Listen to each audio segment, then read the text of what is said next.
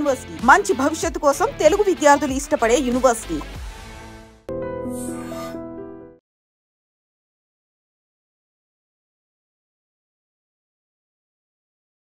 Sunday జాబ్కి వెళ్ళే వాళ్ళు కావచ్చు, లేదంటే ఏ అవసరాలున్నా లేకపోతే ఎవరినన్నా కలవాలన్నా చేయాలన్నా జనరల్లీ అన్నీ కూడా మనం సండే రోజే ప్లాన్ చేసుకుంటూ ఉంటాం. అందులో భాగంగానే ఒక కుటుంబం కూడా అట్లనే అవుట్స్కర్ట్స్లో ఉన్నటువంటి ఒక ప్లేస్కి వెళ్ళిండ్రు. కీసరకి దగ్గరలో వాళ్ళ రిలేటివ్స్ ఇంటికి వెళ్ళి సాయంత్రం వాళ్ళ ఇంటికి వెళ్తున్నటువంటి టైంలో జరిగినటువంటి ఘటన అనుకోవచ్చు.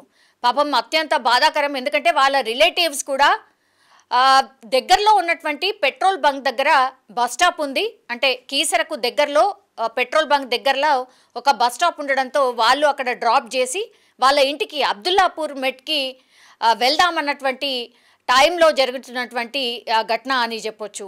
యాక్చువల్లీ వీళ్ళు వాళ్ళ ఇంటికి వెళ్దామన్నటువంటి టైంలో రోడ్డు దగ్గర నిలిచినటువంటి వాళ్ళ మీదికి అత్యంత వేగంగా ర్యాష్గా చాలా స్పీడ్గా ఒక లారీ వాళ్ళ కుటుంబం మీదకి దూసుకొచ్చింది. వాళ్ళ పేరు వచ్చేసి శ్రీనివాస్, అట్లాగే వాళ్ళ వైఫ్ పేరు వచ్చేసి లక్ష్మి, అట్లాగే వాళ్ళిద్దరు పిల్లలు కూడా వాళ్ళతో పాటు ఉన్నారు. సో ఆ టైంలో మరి ఇది శివారు ప్రాంతం, మనకు తెలుసు శివారు ప్రాంతంలో ఈ లారీస్కి అడ్డు అదుపు లేకుండా పోయింది. అందులో భాగంగానే ఈ యాక్సిడెంట్ కూడా జరిగినట్టుగా చెప్తున్నారు పోలీసులు అయితే. కానీ ఎంత ర్యాష్గా డ్రైవ్ చేశాడంటే లారీ ఏకంగా వాళ్ళ ఫ్యామిలీ మీదికే దూసుకొచ్చినటువంటి పరిస్థితి. స్పాట్లో పాపం ఆ శ్రీనివాస్ అనే వ్యక్తి చనిపోయాడు. అండ్ లక్ష్మి వాళ్ళ భార్యకైతే తీవ్ర గాయాలైనాయి.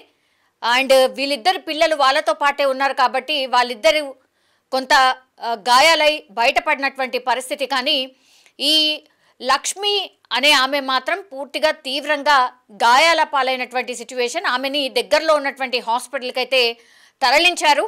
అండ్ వాళ్ళిద్దరు పిల్లల్ని కూడా హాస్పిటల్లో జాయిన్ చేసిన పరిస్థితి. కానీ ఈ ముగ్గురికి కూడా అక్కడ వాళ్ళ హస్బెండ్ చనిపోయాడని తెలియదు, వాళ్ళ ఫాదర్ చనిపోయారని పిల్లలకు కూడా తెలీదు. అత్యంత ఘోరమైనటువంటి సంఘటన అని కూడా చెప్పొచ్చు. ఈ మధ్య కాలంలో రోడ్ యాక్సిడెంట్స్ చాలా భయంకరంగా పెరిగిపోతున్నాయి అనే ఉదాహరణ కూడా ఈ ఇన్సిడెంట్ అని కూడా చెప్పొచ్చు. శివారు ప్రాంతాల్లో అయితే పూర్తిగా ఈ లారీలు కావచ్చు పూర్తిగా అడ్డు అదుపు లేకుండా భయంకరంగా అతి స్పీడ్గా వెళ్తున్నటువంటి పరిస్థితి. స్థానికులు ఎన్నిసార్లు కంప్లైంట్ చేసినా, పోలీసులు ఎన్నిసార్లు హెచ్చరించినా, ఎన్ని చలాన్లు వేసినా వీళ్ళ స్పీడ్కి అడ్డు అదుపు లేకుండా పోతోంది అనేటువంటి మాట స్వయంగా పోలీసులే చెప్తున్నారు. కానీ పాపం ఒక కుటుంబం జస్ట్ సండే రోజు వాళ్ళ రిలేటివ్స్ ఇంటికి వెళ్ళి వచ్చే క్రమంలో ఈ యాక్సిడెంట్ అయితే జరిగింది. సో ఒకతనైతే చనిపోయాడు స్పాట్లో. అతని డెడ్ బాడీని అయితే ఉస్మానియా హాస్పిటల్కి అయితే తరలించారు. వాళ్ళ భార్య పరిస్థితి క్రిటికల్గా ఉన్నట్టు చెప్తున్నారు లక్ష్మి, ఆమె పేరు వచ్చేసి. అండ్ వాళ్ళ పిల్లలు కూడా ట్రీట్మెంట్ తీసుకున్నటువంటి పరిస్థితి అయితే కనిపిస్తోంది. దీనిపైన పోలీసులు అయితే అక్కడ ఏం జరిగింది, ఎవరి మిస్టేక్ ఏంటి అనేది కూడా, ఈ లారీ ఎటు నుంచి ఎటు వెళ్తోంది అండ్ ఎంత స్పీడ్లో ఉంది, ఈ లారీ డ్రైవర్ ఇప్పటికైతే పరారీలో ఉన్నట్టు చెప్తున్నారు. ఒక్కసారి యాక్సిడెంట్ చేసిన తర్వాత లారీ డ్రైవర్ పూర్తిగా ఎస్కేప్ అన్నమాట.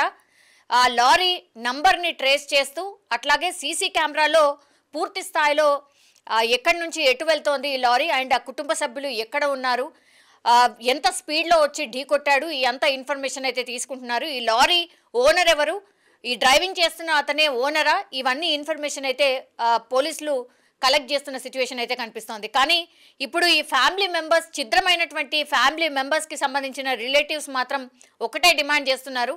అన్యాయంగా ఈ ఫ్యామిలీని పూర్తిగా ఏమంటారు ఛిద్రం చేసిన పరిస్థితి.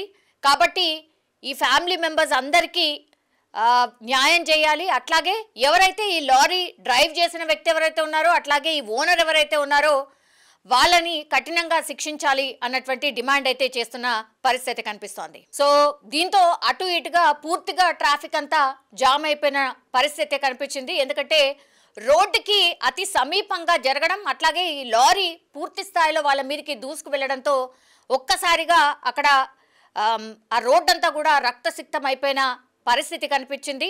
దీంతో గట్టిగా అరుపులు వినిపించాయి. ఆ తర్వాత ప్రత్యక్ష సాక్షులు చూసిన వాళ్ళు కూడా ఈ లారీ చాలా ర్యాష్గా డ్రైవ్ చేసినట్టుగా కూడా ప్రత్యక్షంగా చెప్పినటువంటి పరిస్థితి. వాళ్ళే దగ్గరుండి ఈ అంబులెన్స్కి కానీ పోలీసులకు కానీ ఇన్ఫర్మేషన్ ఇచ్చిన సిచ్యువేషన్ అయితే కనిపించింది. కానీ ఇట్లాంటి ఘటనలు తరచుగా జరుగుతున్నాయి హైవేల మీద, ఎస్పెషల్లీ ఇట్లాంటి ఘటనలు అయితే జరుగుతున్నాయి. సో కఠినంగా ఇంకా నిబంధనలు చేయాల్సిన అవసరం అయితే డెఫినెట్లీ కనిపిస్తోంది అన్నటువంటి మాట చెప్తున్నారు. నిజంగా ప్రస్తుతం ఉన్నటువంటి సమాజం దేనికి ప్రయారిటీ ఇస్తుంది? ఆర్థిక సంబంధాల చుట్టూ మాత్రమే తిరుగుతుంది. మళ్ళీ ఎన్నికలంగానే చాలా విరక్తి కలుగుతాం. మంచి అనిపిస్తుంది కదా, లేడీస్ కూడా ఛాలెంజింగ్ జాబ్స్ చేసినప్పుడు చాలా బాగుంటది. ట్రాఫిక్ అసిస్టెంట్స్ గా నియమించిన ట్రాన్స్జెండర్స్ అందరితో సాల్యూట్ చేయించుకుంటున్నారు. ఫుడ్ డెలివరీ ఇవ్వటానికి వెళ్ళినటువంటి డెలివరీ బాయ్ అనిల్ పై కళ్ళ ముందు